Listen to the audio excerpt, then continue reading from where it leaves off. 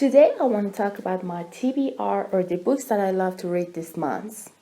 Starting with the series that I tried to read this so many times, but actually I couldn't finish it because the 8th book of this series was so boring for me.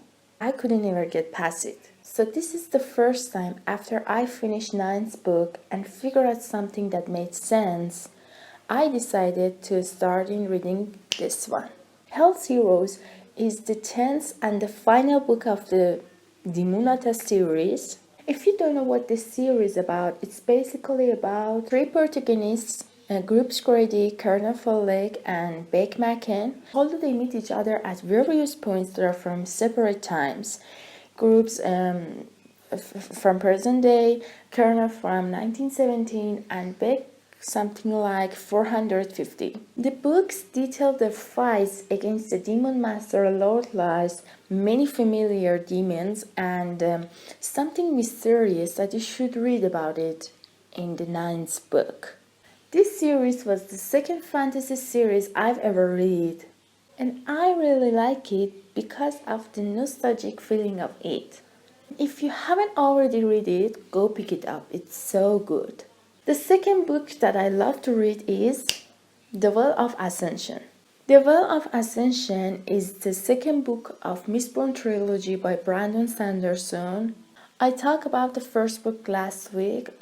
Mistborn is about a place in a region called Final Empire, based on a world where sky and sky are red, vegetation is brown, and the ground is constantly being covered by black volcanic ashfalls. This world was ruled for 1,000 years by a bad lord, and we follow Wayne and Kelsier and his crew who try to kill the Lord Lurel and how they're going to do this. I think I'm going to enjoy this one so much because after I finished first book, I have so many questions and I would like to find the answers in this one.